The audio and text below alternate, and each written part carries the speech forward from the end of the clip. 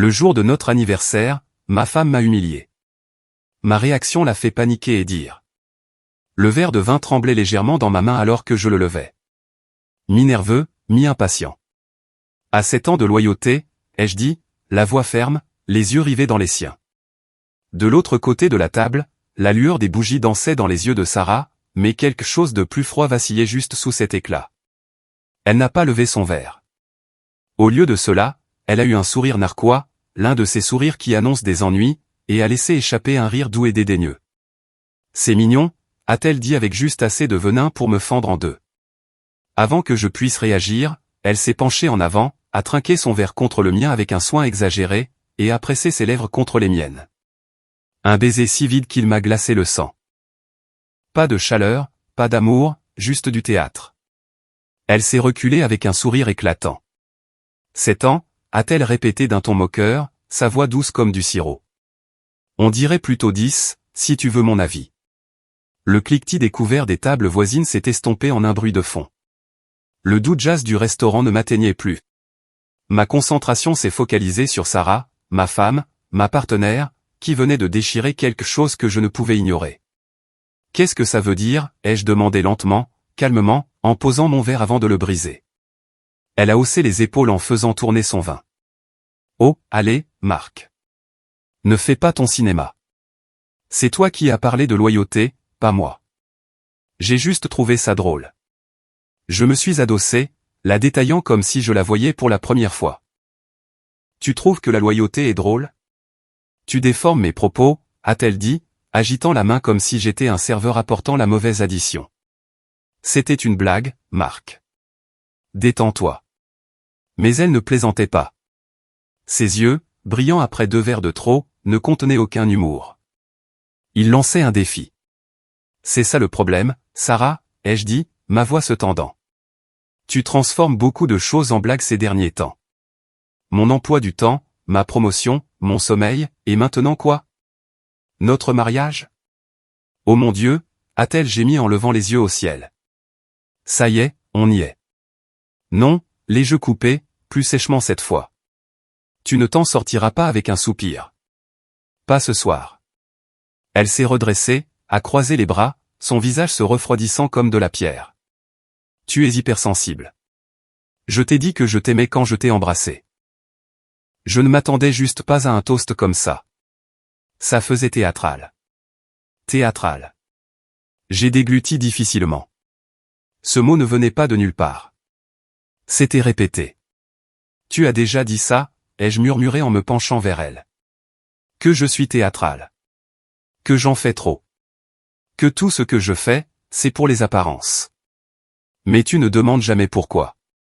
Elle a cligné des yeux, les lèvres légèrement entr'ouvertes. Je prépare le petit déjeuner même quand je suis en retard. Je te demande où tu en es avec tes échéances, même quand tu me parles sèchement. Je nettoie après tes moments, j'avais juste besoin de décompresser. Et oui, parfois je répète ce que je vais dire parce que j'essaie de maintenir tout ça ensemble pendant que tu continues de tirer sur les fils. Son expression a alors changé, moins suffisante, plus abasourdie. C'était le premier coup qui portait. Je ne le pensais pas comme ça, a-t-elle dit rapidement, sa voix soudainement fluette. J'étais pompette. Je suis désolé. Non, ai-je dit presque gentiment. Tu le pensais. Tu ne t'attendais juste pas à ce que je dise quelque chose. Elle a détourné le regard. Pour la première fois de la soirée, elle ne pouvait pas soutenir mon regard. Je me suis levé lentement, j'ai jeté quelques billets sur la table. Pas assez pour couvrir le repas, mais assez pour terminer la soirée selon mes propres termes. Marc, a-t-elle commencé. Je ne suis pas en colère, ai-je dit. Juste réveillé. Sa lèvre a légèrement tremblé. Je t'aime, tu sais. Vraiment. Je l'ai regardé, vraiment regardé. Et peut-être, l'espace d'un instant, ai-je cru qu'elle le pensait. Mais le penser et le vivre, ce n'était pas la même chose. Je sais, ai-je dit, mais parfois, l'amour n'est pas le problème. C'est ce que tu en fais. Je suis sorti dans l'air frais de la nuit, la laissant avec le vin, la lueur des bougies et un silence qui, enfin, lui appartenait. Je suis un graphiste de 34 ans à Chicago. Appartement correct, trajet à vélo, toute une vie faite de ton neutre et déchéance souple. Jusqu'à ce soir, je pensais être le chanceux. Marié à une femme que j'ai rencontrée à l'université. J'ai construit une vie avec elle, une blague sarcastique et un coussin de canapé taché de vin à la fois. Je pensais que nous étions solides. Maintenant, je me demande depuis combien de temps je suis le seul à essayer d'empêcher le toit de fuir et ce que je ferais si elle n'aide pas à le soutenir, ou pire, si c'est elle qui crée les fissures. Mais voilà le truc. Je ne vais pas m'effondrer. Je ne vais pas la supplier. Si c'est une guerre qu'elle veut silencieuse, stratégique, lente, je peux jouer à ce jeu aussi. Je ne perdrai tout simplement pas ma dignité dans le processus. Restez dans les parages. Vous ne croirez pas comment ça se termine. Je me suis réveillé avec l'odeur du café et une paire de bras s'enroulant autour de ma taille comme si de rien n'était. Son souffle était chaud contre ma nuque. Bonjour, a murmuré Sarah. Désolé pour hier soir. C'est le vin qui parlait. Le vin qui parlait. C'était son bouton de réinitialisation. Elle l'utilisait après que les dîners de famille devenaient tendus, après des rires aguicheurs avec des inconnus. Après que n'importe quelle vérité lui échappait trop vite. Le vin qui parlait, ai-je répété sans me retourner. Elle a resserré son étreinte, posant son menton entre mes omoplates. Je ne voulais pas te mettre mal à l'aise. Tu sais comment je suis après quelques verres. Je me suis doucement dégagé et je me suis assis. Je le sais. C'est bien ça le problème, Sarah. Je le sais. Elle m'a regardé, clignant des yeux, alors que je me levais et me dirigeais vers la cuisine, son silence me suivant comme une ombre. Notre appartement était encore sombre. Le matin n'était pas encore tout à fait installé, et les seuls bruits étaient le doux gargouillis de la cafetière et le cliquetis des tasses. Je me suis versé une tasse. Elle est arrivée un instant plus tard, pieds nus, portant cette chemise trop grande qu'elle appelait toujours son « armure douce ». Je trouvais ça attachant autrefois. Maintenant, ça ressemblait à un costume. Elle s'est appuyée contre le comptoir, les bras croisés. Bon, clairement quelque chose te tracasse encore. Je n'ai pas répondu tout de suite. J'ai pris une gorgée, laissant le silence s'installer. Pas cruellement, juste délibérément. Elle a attendu. Quand j'ai finalement levé les yeux, je l'ai regardée avec quelque chose de nouveau, quelque chose qu'elle n'avait pas vu en moi depuis longtemps, un calme contrôle. Tu as dit quelque chose hier soir, ai-je commencé, et je sais que tu vas dire que c'était une blague, ou que j'ai mal compris, ou que le merlot t'a fait parler, mais tu le pensais. Elle a soupiré, déjà sur la défensive. Marc. Laisse-moi finir. Sa bouche s'est refermée. Tu m'as regardé le jour de notre anniversaire et tu as ri quand j'ai parlé de loyauté. Pas d'amour, pas d'aventure, de loyauté. Elle a ouvert la bouche à nouveau, puis l'a refermée. Sage décision. Je me suis appuyé contre le comptoir opposé, maintenant une distance qui semblait plus sûre que la proximité. J'ai laissé passer beaucoup de choses au fil des ans. Les nuits tardives au travail, les blagues entre vous dont je ne faisais pas partie. Ton téléphone toujours face contre table. Mais hier soir, ça ne semblait pas anodin. Ce n'était pas le cas, a-t-elle lâché, puis s'est figée. Je veux dire, ce n'était pas intentionnel. J'étais fatigué, pompette, et honnêtement, je voulais juste qu'on finisse le dîner sans qu'on fasse ce truc qu'on fait toujours. Quel truc ? Ce truc, a-t-elle dit, agitant une main vers moi comme si j'étais un problème de maths qu'elle ne pouvait pas résoudre. Ou tu deviens silencieux et tu commences à me regarder comme si j'étais une énigme qui ne colle jamais tout à fait, comme si tu attendais de me prendre en faute. Je l'ai regardé d'un air neutre. Et est-ce que c'est le cas ? Elle a ricané, s'éloignant du comptoir. Tu vois, c'est de ça que je parle. Voilà, encore une fois, l'esquive mêlée à une indignation théâtrale. Mais cette fois, je n'ai pas poursuivi son humeur. J'ai juste fini mon café et posé délicatement la tasse dans l'évier. Je n'attends pas de te prendre en faute, ai-je dit à voix basse. Je remarque juste enfin ce qui était sous mes yeux depuis le début. Sa posture a changé, légèrement mais de manière révélatrice, les épaules en arrière, le menton levé. Ça va être encore une de ces phases, a-t-elle demandé. Où tu te renfermes dans ton stoïcisme jusqu'à ce que je te supplie de parler ? J'ai souri faiblement. Non, je ne me renferme pas, je suis passé devant elle en direction de la chambre, m'arrêtant à la porte. Je ne joue juste plus en défense. Derrière moi, je l'ai entendu poser sa tasse de café trop fort. Et pour la première fois depuis longtemps, je n'ai ressenti aucune envie de retourner vérifier si la tasse s'était cassée. Le travail avait toujours été mon refuge, un endroit où les problèmes étaient solubles et où le silence signifiait concentration, pas danger. Mais ce matin-là, assis dans mon box chez Davison et Haye, je ne pensais pas aux graisses de police ou au cahier des charges. Je faisais des recherches sur des détectives privés. Je gardais mes onglets discrets, passant à mes emails chaque fois que des pas se rapprochaient. Mon cœur n'aurait pas dû battre si vite, mais c'était le cas. Ce n'était pas moi. Je ne fouinais pas. Je n'envahissais pas la vie privée. Mais dernièrement, la vie privée dans notre mariage avait commencé à ressembler à une arme, et j'en avais assez d'être désarmé. À l'heure du déjeuner, j'avais mis en favori 3 agences de la ville. L'une était spécialisée dans les fuites d'informations en entreprise, une autre dans l'infidélité. La troisième, avec la présence en ligne la plus discrète et une image de marque minimale, me semblait la plus digne de confiance. J'ai appelé pendant ma pause. La voix à l'autre bout du fil était sèche, posée. Vous avez besoin d'une confirmation ou de tranquillité d'esprit? Les deux, ai-je dit. Rendez-vous à 17h30. Endroit discret. Pas de nom au téléphone. Il m'a donné une adresse juste à côté du LOP. Et avant que je puisse me dissuader, j'ai dit que j'y serais. Le reste de la journée s'est écoulé dans un brouillard. Mes collègues passaient devant mon bureau, leur voix lointaine. Je hochais la tête au bon moment, tapais des réponses à des choses que je n'avais pas vraiment lues, et gardais un onglet ouvert, mon journal. Ce n'était pas grand-chose, juste un document Google vierge intitulé « Version des faits ». Mais à l'intérieur, j'ai commencé à tout consigner. Ces histoires changeantes, les incohérences chronologiques, les jeudis soirs qui n'avaient jamais de sens. J'ai même noté le maquillage qu'elle ne portait que pour les réunions stratégiques tardives. Le parfum frais qui persistait trop longtemps après un dîner de clients. Pas d'accusation, juste des détails. Une carte croissante de contradictions. À 17h27, je suis arrivé à l'adresse. C'était un petit immeuble niché entre 2 géants d'acier et de verre, délibérément oubliable. Un interphone m'a laissé entrer sans poser de questions. À l'intérieur, le bureau était petit, dépouillé. Un homme aux cheveux poivrés sel et en blazer marine était assis derrière un bureau trop propre pour être honnête. Il a désigné la chaise en face de lui.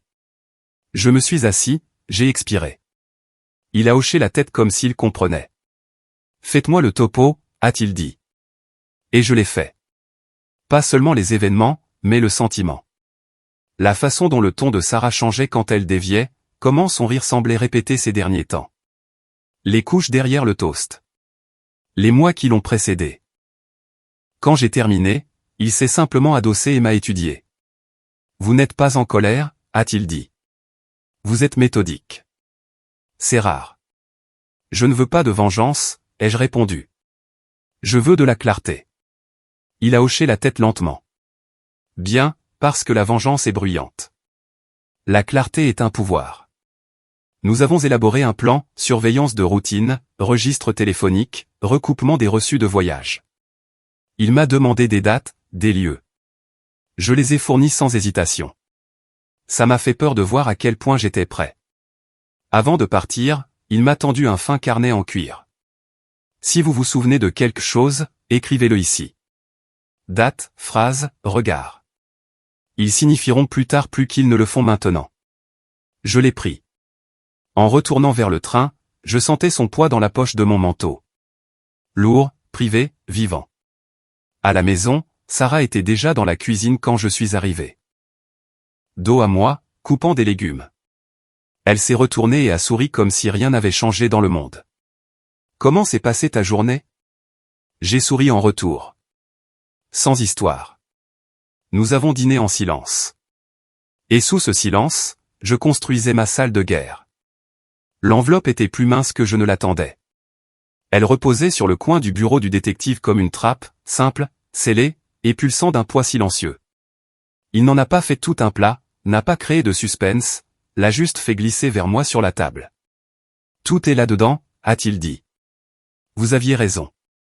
Pas de fioritures, juste des faits. Je ne l'ai pas prise tout de suite. Le bureau sentait la poussière et le vieux papier. Pas de fenêtre. Une seule lampe jetait une lumière fatiguée sur ses dossiers, projetant de longues ombres sur les murs. On aurait dit une pièce où la vérité venait mourir, ou peut-être se réveiller. Il y a 2 nuits, vendredi dernier, et la semaine d'avant. Oui, a-t-il dit. J'ai hoché la tête. Je connaissais déjà la réponse. Je voulais juste l'entendre à voix haute. Le même type. Le détective a fait craquer ses doigts. Marié. Il se retrouve dans un hôtel près de North Clark. Elle utilise une carte de frais professionnels pour réserver un espace de conférence. Malin, mais négligent. J'ai finalement pris l'enveloppe. Elle ne tremblait pas dans mes mains comme je l'aurais cru. Je me sentais calme, comme si je me déplaçais dans l'eau. À l'intérieur, il y avait des photos, des horodatages et une impression des journaux de texto de son deuxième téléphone, un numéro dont j'ignorais même l'existence. Sur une photo, Sarah se tenait sous une enseigne au néon, la tête renversée en arrière dans un rire que je ne reconnaissais pas. Sa main reposait légèrement sur le torse d'un homme. Un homme en tenue de ville décontractée, son alliance brillant sous la lumière de l'auvent de l'hôtel. Une autre la montrait montant seule dans un taxi, mais l'horodatage correspondait parfaitement au registre de sortie du même hôtel 20 minutes plus tard. Elle n'avait pas bien menti, juste de manière constante. Elle est prudente, a ajouté le détective en m'observant, mais pas obsédée par le secret. Ça me dit qu'elle n'a pas peur d'être prise, ce qui signifie généralement qu'elle pense que vous ne chercherez pas. J'ai fermé le dossier. Pas besoin de voir le reste. Le détective a fait glisser une carte de visite vers moi. Vous avez des options. Vous voulez la confronter? On se prépare pour ça. Vous voulez plus de preuves? Je creuse plus profondément. Ou vous voulez attendre? Accumuler les choses discrètement. La laisser continuer à penser qu'elle gagne. J'ai pris la carte, je l'ai glissée dans le dossier. Non, ai-je dit calmement. Elle a déjà perdu. Elle ne le sait juste pas encore. Il m'a observé attentivement. Vous prenez ça bien. J'en ai fini de jouer la comédie de la douleur, ai-je dit. Ça ne vous rapporte que de la pitié et des délais. Dehors, la rue était grise de bruine. Je marchais lentement, le dossier pressé contre mon flanc sous mon manteau comme un secret. Les gens me croisaient, parapluie levé, leurs chaussures éclaboussant les flaques. La vie continuait. De retour à l'appartement, je suis entré sans bruit. Sarah était dans la salle de bain, se séchant les cheveux au sèche-cheveux, fredonnant une chanson que je ne pouvais pas entendre. J'ai placé le dossier dans mon tiroir, sous de vieilles déclarations d'impôts et des cartes de vœux inutilisées. « C'est toi, chérie » a-t-elle crié. Je n'ai pas répondu tout de suite. J'ai fixé le tiroir, puis... Ouais, je viens d'arriver. Elle est sortie 1 minute plus tard, enveloppée dans une serviette, son sourire imperturbable. Je pensais qu'on devrait peut-être prévoir un week-end quelque part de tranquille. Juste nous deux. Pas de travail. Pour mettre les choses au clair. J'ai souri en retour. Doux, parfaitement illisible. Ça me semble une bonne idée, ai-je dit. Et c'en était une, mais pas pour la raison qu'elle pensait. Elle a allumé des bougies au dîner. Celles que nous n'avions pas utilisées depuis notre 3e anniversaire. Celles qui sentaient la figue et le cuir et qui vacillaient trop vite. Partons le week-end prochain, a-t-elle dit en posant son verre de vin. Juste nous deux. Pas de téléphone, pas de distraction. Quelque part avec une mauvaise connexion Wi-Fi et un bain à remous. Elle a souri de l'autre côté de la table comme si c'était une offrande de paix. J'ai piqué un morceau de poulet rôti, j'ai pris mon temps pour mâcher. Tu planifies ça ou c'est juste une idée en l'air? Ses yeux ont jeté un coup d'œil vers le bas, puis sont revenus vers le haut, jaugeant mon ton. Je planifie. J'ai déjà trouvé un endroit. Un petit chalet au nord de Milwaukee. Une cheminée. Il est censé neiger. J'ai hoché la tête lentement. Ça a l'air sympa. Un éclair de soulagement a traversé son visage. Pas de la joie, juste du soulagement. Comme si elle avait repris le contrôle de quelque chose. J'ai juste l'impression qu'on est en décalage, a-t-elle ajouté, tendant la main vers la mienne sur la table. Et peut-être que c'est de ma faute. Peut-être que j'ai été trop absorbé par le travail. Je veux arranger ça. Ses doigts étaient chauds. Familiers. Je l'ai laissé tenir ma main. Tu es sûr que ce n'est pas encore le vin qui parle, ai-je demandé doucement. Elle a tressailli, à peine, mais je l'ai vu. Ne fais pas ça, a-t-elle dit doucement. Je demande juste, ai-je répondu. Tu dis beaucoup de choses quand ton verre est plein. Une pause. Du genre qui dure trop longtemps. J'essaie, Marc, a-t-elle dit, la voix basse, presque un murmure. Tu ne vois pas. Je l'ai étudié attentivement. Le mascara, les cheveux bouclés, le cardigan d'où qu'elle savait que j'aimais. Tout était arrangé, intentionnel, un appât familier. Je me suis penché en avant, j'ai souri. Je sais que tu essaies, ai-je dit. Et c'était la vérité. Elle essayait, mais pas pour moi. Le reste du dîner s'est déroulé comme une pièce de théâtre, son monologue joyeux, mes répliques discrètes. Elle a parlé de sentiers de randonnée, de la politique originale de l'endroit sans télévision, de la façon dont nous pourrions nous reconnecter. Chaque phrase était trempée dans le miel et mêlée de contrôle. Plus tard, alors qu'elle chargeait la vaisselle dans l'évier, elle a lancé par-dessus son épaule, « Tu vas adorer. Les photos sont magnifiques. » Je l'ai observé attentivement. J'en suis sûr, ai-je dit. Parce que les images mentent, tout comme les gens. Le train bourdonnait régulièrement sous nous, traversant des champs gelés et des villes sans nom. La tête de Sarah reposait sur mon épaule, sa respiration superficielle et régulière, faisant la sieste ou faisant semblant. Je regardais par la fenêtre. Des flocons de neige brouillaient le paysage en blanc doux et brun sourd, granges, silos, arbres squelettiques, le Midwest endormi sous un ciel gris. J'aurais dû me sentir en paix. C'est ce que ce voyage était censé être. Mais chaque fois que le reflet dans la fenêtre changeait et que je voyais son visage à côté du mien, quelque chose se serrait en moi. Elle semblait si familière et pourtant complètement étrangère, comme une version d'elle que j'avais vue dans un rêve. Assez proche pour la reconnaître, mais assez différente pour savoir que je n'avais pas ma place là. Sa main s'est glissée dans la mienne pendant son sommeil, ses doigts se refermant automatiquement. Réflexe musculaire, pas affection. Je l'ai laissé la tenir, non pas parce que je le voulais, mais parce que j'avais besoin qu'elle croie que je le pouvais encore. 2 sièges plus loin, un couple chuchotait et riait doucement, partageant des écouteurs. L'homme a embrassé la tempe de la femme. Elle s'est blottie contre lui, souriant de tout son visage. Je me suis souvenu de l'époque où nous étions ce couple.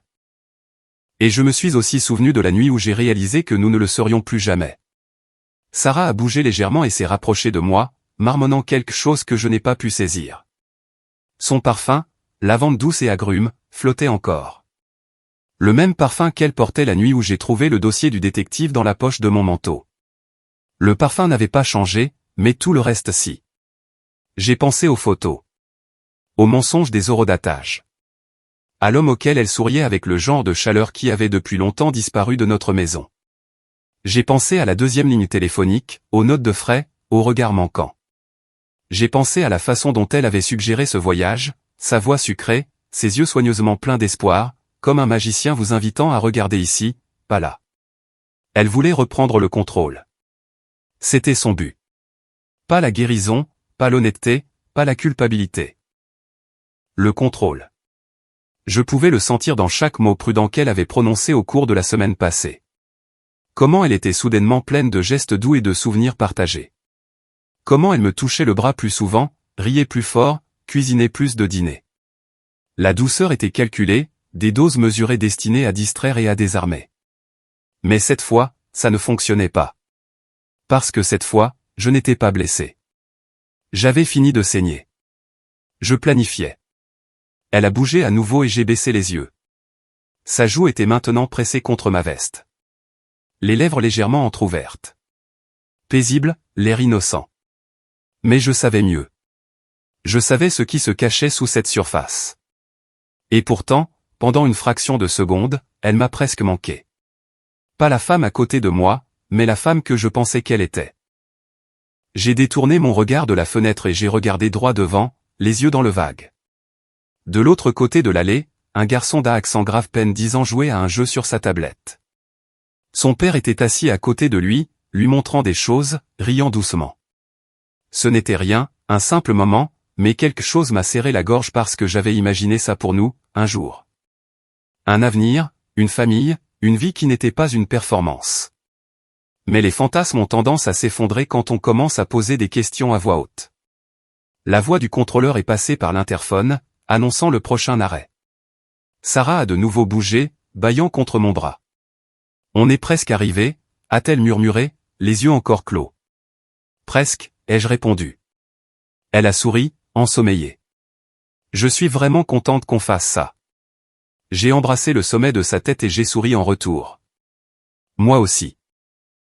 Ce n'était pas un mensonge. J'étais content, parce que dans 2 jours, dans ce chalet confortable avec sa cheminée et son charmant isolement, elle penserait qu'elle était en train de gagner, et je commencerais le dernier mouvement. Quand nous sommes revenus du chalet, les choses étaient plus calmes. Pas de la manière confortable et silencieuse que nous connaissions autrefois, mais dans le genre de calme qui bourdonnait de tension, comme si notre maison attendait que quelque chose se brise. Sarah a défait ses valises dans un élan de dynamisme, mettant de la musique entraînante sur son téléphone, fredonnant, me demandant si je voulais du thé. Elle était lumineuse, énergique, transformée. J'ai égalé son énergie, note pour note. Oui pour le thé. Bien sûr, j'appellerai ta mère. Évidemment que j'ai aimé le voyage. Parce qu'une bonne performance a besoin d'un partenaire de scène cohérent. Mais derrière chaque sourire, je semais le doute. Soigneusement, lentement. Ça a commencé avec un dîner chez Mitchell et Cara, 2 vieux amis que nous n'avions pas vus depuis avant la pandémie. Autour de saumon grillé et de vin généreusement versé, Sarah a raconté une de ses histoires. L'une de ces histoires où elle exagère juste assez pour paraître charmante. Et puis j'ai dit, tu es encore en retard. Tu as intérêt à avoir apporté du chocolat ou les papiers du divorce. La table a ri. Moi aussi. Mais ensuite, j'ai posé ma fourchette. Juste assez pour attirer l'attention. Elle plaisante, ai-je dit d'un ton léger. Elle travaillait tard cette semaine-là. Comme tous les soirs, n'est-ce pas? Je l'ai regardée avec une curiosité étudiée. Sarah a cligné des yeux. Juste une fraction de seconde de trop. Ouais, a-t-elle dit, puis a bu une gorgée de vin rapidement. Le travail était un cauchemar. Cara a haussé un sourcil. Toujours ses projets du centre-ville. Sarah a hoché la tête rapidement. Le même cauchemar, une échéance différente. J'ai observé son visage attentivement. Mitchell a changé de sujet. J'ai laissé tomber. La graine avait été plantée. Quelques jours plus tard, j'ai croisé Jason, un ami commun, invité occasionnel aux soirées poker. Nous avons pris un café, parlé de tout et de rien. Puis j'ai demandé, est-ce que Sarah a mentionné où elle était jeudi dernier? Elle a dit qu'elle t'avait croisé en ville. Il a marqué une pause, confus. Non, je ne l'ai pas vue depuis des mois, en fait. Oh, j'ai souri. Ça devait être quelqu'un d'autre. Un autre fil. Ensuite, il y a eu la discussion de groupe. Juste un message désinvolte sur le fait que Sarah était débordée. Ces nuits tardives au travail s'accumulent. Je l'ai laissé tomber comme un caillou dans un étang et j'ai regardé les ondulations. 2 personnes ont mis un cœur. Une a demandé si elle allait bien. Sarah n'a pas répondu. Plus tard ce soir-là, elle était assise au bord de notre lit, faisant défiler son téléphone, les lèvres pincées. Tu as dit quelque chose dans le groupe de discussion aujourd'hui, a-t-elle demandé sans me regarder.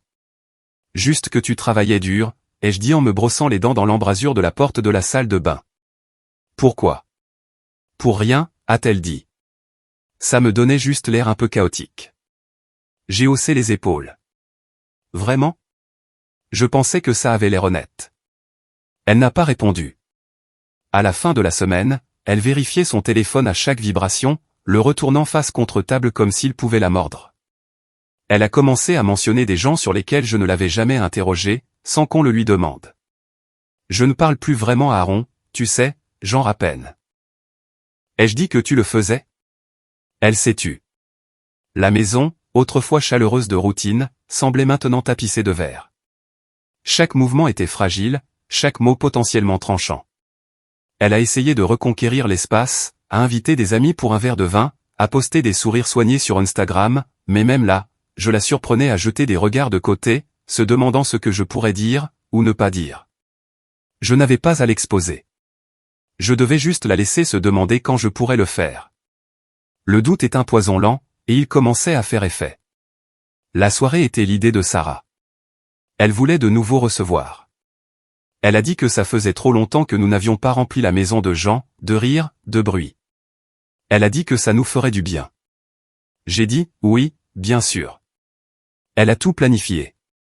Menu, musique, éclairage d'ambiance. Elle a fait de petites étiquettes pour les fromages. Elle portait une robe bordeaux avec de douces boucles dans les cheveux. Elle flottait à travers la pièce comme la femme que je connaissais autrefois, ou plutôt comme la femme en laquelle elle voulait que tout le monde croie encore. Je l'ai regardée travailler la foule. Sourire sans effort, main sur les bras, petit rire partagé. Elle était de nouveau en contrôle, ou du moins c'est ce qu'elle pensait. Je me suis mêlé aux autres aussi. J'ai servi des verres. J'ai joué l'hôte attentif. J'ai laissé la chaleur de la soirée s'installer. Puis, quand l'ambiance était juste parfaite, confortable et ouverte, je me suis dirigé vers la porte et je l'ai ouverte à mon invité surprise. « Salut, entre », ai-je dit doucement en m'écartant. Il a fallu 3 secondes pour que l'atmosphère change. La voix de Sarah affaiblit en plein milieu d'une phrase, son verre s'inclinant légèrement dans sa main. Parce que debout là, avec des bottes saupoudrées de neige et des yeux pleins d'un orage contenu, se trouvait Janie, la femme de l'homme que Sarah fréquentait. Elle n'a rien dit au début, a juste adressé à Sarah un petit sourire fatigué et est entrée comme si elle en avait parfaitement le droit. Parce que c'était le cas. Marc ne m'a pas dit grand-chose, a dit Janie calmement. Juste qu'il y avait du vin, des amis et beaucoup de vérité. Quelques rires polis ont fusé de la part de quelques invités qui ne sentaient pas encore l'attention. Mais j'ai observé ceux qui la sentaient, ceux qui ont remarqué la pâleur de Sarah, qui ont noté sa soudaine raideur, le subtil tremblement de sa main alors qu'elle posait son verre. Sarah s'est approchée de moi en chuchotant à moitié. « Qu'est-ce que c'est que ça ?» J'ai souri, chaleureux et égal. C'est un ancien contact. On parlait plus tôt cette semaine. J'ai pensé que ce serait bien que tout le monde se rencontre. Marc, sa voix s'est brisée. Ce n'est pas bien. L'hôtel sur Clark Street non plus, ai-je dit assez bas pour qu'elle seule puisse entendre. Ses yeux se sont écarquillés. La panique a fleuri sous son mascara. La pièce n'est pas tombée dans le silence, pas complètement, mais l'énergie a changé. Les gens ont commencé à remarquer la façon dont Janie regardait Sarah. Comment Sarah, soudain, ne pouvait plus tenir une conversation. Ne pouvait rencontrer le regard de personne. Ne pouvait pas trouver son rythme. Puis Janie a parlé. « Je suis désolée », a-t-elle dit à voix haute au groupe. Mais je ne savais pas si c'était une célébration ou un règlement de compte. C'est difficile à dire de nos jours. La musique continuait de jouer. La cheminée crépitait, mais tout le reste s'est figé. Quelqu'un a posé son verre trop fort. Quelqu'un d'autre s'est déplacé vers la porte. Et Sarah, toujours composée, toujours en charge, a commencé à perdre pied. « Ce n'est pas ce que vous pensez », a-t-elle dit à personne en particulier. C'était compliqué. Compliqué. Le mot a résonné comme une cloche fêlée. Janie a penché la tête. Était-ce émotionnellement compliqué ou physiquement compliqué? Parce que j'ai des reçus pour les deux. Personne n'a bougé. Personne ne l'a défendu. Je n'ai pas eu à dire un mot. Sarah a regardé autour de la pièce, mais les visages qu'elle commandait autrefois la fixaient maintenant avec quelque chose de plus froid que le jugement. La distance, le doute, un malaise poli ont enveloppé la réunion comme un film plastique. Personne ne s'est disputé, personne n'a crié, ils ont juste reculé, un par un. Plus tard dans la nuit, après que tout le monde soit parti, elle se tenait au centre du salon, les bras croisés, le mascara coulé, la respiration courte. « Tu m'as humilié », a-t-elle murmuré. Je me suis assis sur le canapé, imperturbable. « Non », ai-je répondu. J'ai laissé la vérité se présenter. Elle n'a pas répondu, n'a pas crié, n'a pas pleuré. Elle est juste allée dans la cuisine et s'est versé un autre verre d'une main tremblante. Et je l'ai laissé faire, parce que le silence maintenant, il n'était plus à moi. Il était à elle. Les retombées n'ont pas explosé. Elles se sont infiltrées. Ça a commencé par le silence. Les jours suivant la soirée, Sarah parlait moins. Restait plus longtemps dans la chambre. Picorait sa nourriture. Faisait défiler son téléphone pendant des heures avec un regard vide. Et quand elle parlait, c'était de manière laconique. Défensive. Elle perdait le contrôle, et elle le savait. Mais ce qu'elle n'avait pas encore compris, c'est que j'avais cessé de jouer en défense depuis longtemps. Puis est venu le retournement de situation. « Tu sais qu'ils parlent tous de moi, n'est-ce pas ?» a-t-elle demandé un soir, debout dans le couloir, les bras étroitement croisés. Cara ne répond pas à mes textos. Mitchell m'a unfollow. Jason. Jason a eu le culot de me demander si j'allais bien. Sa voix s'est brisée, non pas de tristesse, mais de fureur. Il me juge sur des ragots, sur ta petite performance.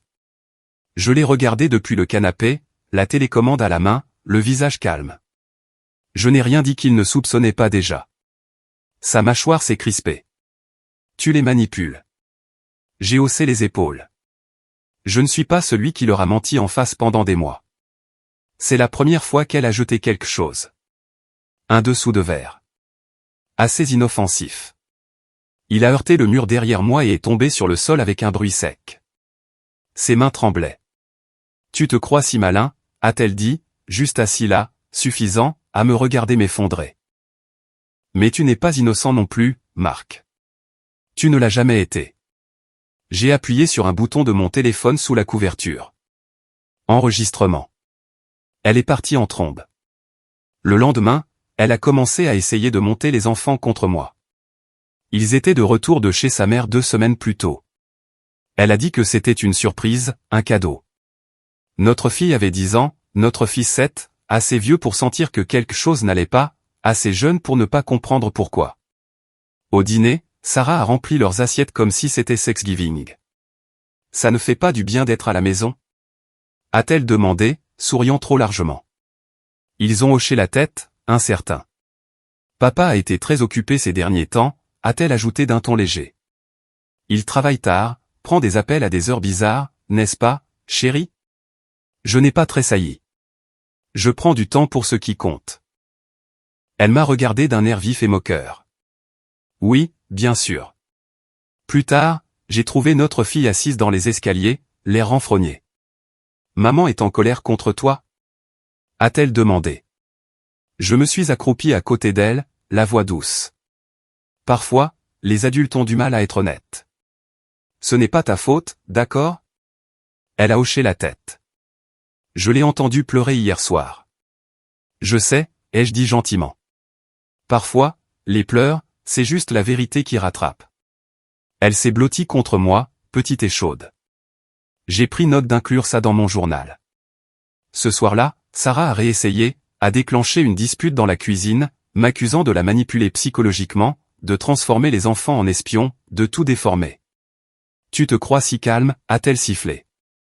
Si vertueux. Mais tu es juste froid, vide. J'ai levé mon téléphone et j'ai appuyé sur stop. Qu'est-ce que c'est que ça, a-t-elle lancé. Une assurance, ai-je dit simplement. Son visage a changé. La rage, puis la panique, puis quelque chose de plus froid. Elle savait. Elle avait franchi une ligne. Et j'avais la preuve. Le lendemain matin, j'ai appelé mon avocat. Puis j'ai envoyé un email à l'école pour les informer que la communication concernant les sorties et la garde devrait bientôt être coordonnée différemment. J'ai inclus des horodatages, des enregistrements, des témoins, même ces textos collectés sur des mois. La piste de miettes de pain de son effondrement. Sarah a remarqué le changement. Elle a commencé à faire les 100 pas plus souvent, à chuchoter au téléphone, à verrouiller la porte de la salle de bain juste pour pleurer. Son masque, autrefois hermétique, était fissuré au mauvais endroit. Mais le pire pour elle, c'est que je ne la poursuivais pas. Je ne la suppliais pas. Je ne me disputais même pas. Je documentais, tout simplement. Et chaque fois qu'elle essayait de susciter une émotion en moi, la rage, la peur, la culpabilité, je lui offrais le silence. Parce que je ne me battais plus. Je terminais les choses. La salle d'audience n'était pas dramatique. Elle n'était pas bruyante. C'étaient des murs beige stériles, des néons vacillants, le faible bourdonnement de la climatisation, et une tension silencieuse qui pressait de tous côtés. Sarah était assise à la table adverse, vêtue de gris sobre, les cheveux bien attachés, le visage soigneusement composé. Elle portait encore l'illusion du contrôle comme un insigne. Elle essayait encore de ressembler à la femme qu'elle était autrefois. Posée, incomprise, la victime d'un homme trop froid pour faire des compromis. Mais la pièce ne lui appartenait plus. Pas aujourd'hui. Mon avocat a commencé avec la paperasse, demande de garde, chronologie, déclaration financière. L'avocat de Sarah a tenté de peindre le portrait d'une relation fracturée, d'une négligence mutuelle, d'un repli émotionnel. Il est distant, a-t-il dit. Émotionnellement indisponible. Ce n'était pas une trahison. C'était une confusion émotionnelle. Ils se sont tous les deux éloignés. J'ai gardé un visage impassible. Puis est venu l'audio. Je l'avais préparé pour ce moment précis. Le dîner d'anniversaire sous des lumières tamisées, avec le cliquetis subtil des couverts et un jazz discret en fond sonore. Sa voix a résonné dans les haut-parleurs, claire, nette, ivre à la fois de vin et de vérité. À 7 ans de loyauté, disais-je sur l'enregistrement. Une pause, puis sa réponse, sans équivoque. C'est mignon. Des murmures discrets mais audibles se sont fait entendre. Le front du juge s'est plissé. Et puis son rire, creux, dédaigneux, le baiser, la moquerie, le ton. Le silence qui a suivi dans la pièce était plus fort que n'importe quel coup de marteau. Mon avocat a éteint le haut-parleur. Pas d'autres commentaires, a-t-il dit. Sarah n'a pas parlé. Sa bouche s'est ouverte, puis s'est refermée. Elle a regardé son avocat, moi, le juge, mais n'a trouvé aucune sympathie. La décision sur la garde est tombée rapidement, garde exclusive accordée à moi. Pas de pension alimentaire, droit de visite conditionnel et surveillé. Ses mains tremblaient en signant les documents du tribunal. Au moment où nous sommes sortis dans le couloir, elle n'a plus pu se contenir. Elle s'est affaissée sur le banc de pierre comme une marionnette dont on aurait coupé les fils. Et puis elle a pleuré, pas doucement, pas discrètement, mais avec des sanglots bruyants et brisés qui résonnaient sur le marbre et le linoléum. Personne ne s'est approché d'elle, pas même son avocat. Je me tenais à quelques mètres de là, glissant les papiers finalisés dans mon dossier. Elle a levé les yeux une fois. Son mascara avait commencé à couler, ses joues étaient marbrées, sa respiration courte. « S'il te plaît », a-t-elle murmuré. Je n'ai pas répondu, non par cruauté, mais parce qu'il n'y avait plus rien à dire. Je suis entré dans l'ascenseur. Les portes se sont refermées lentement, proprement, et pour la première fois depuis des années, j'ai senti l'air remplir mes poumons comme la liberté. Dehors, la ville continuait sa course. Les voitures klaxonnaient. Les gens marchaient avec du café et de l'urgence. Le monde ne s'arrêtait pas pour la douleur. Mais moi si, juste une seconde, juste pour reconnaître ce moment pour ce qu'il était. Pas une victoire, pas une vengeance, mais une fin. Pas la fin d'un mariage, mais la fin d'une guerre. Et cette fois, c'est moi qui suis parti. 8 mois se sont écoulés depuis le jour du procès. L'appartement semble différent maintenant, plus léger, plus calme. La tension qui vibrait autrefois dans les murs a disparu. J'ai changé les rideaux, réaménagé le salon, peint le couloir d'un gris chaud. De petites choses, peut-être, mais elles ont aidé à effacer son ombre de l'espace. Plus important encore, les enfants rient à nouveau ici. Ils sont plus bruyants maintenant, sans filtre, réel. Ma fille chante pour elle-même en faisant ses devoirs. Mon fils laisse des Legos partout et insiste pour que son ours en peluche ait une place à table. Notre monde est désordonné, imparfait, mais honnête. Plus de secrets.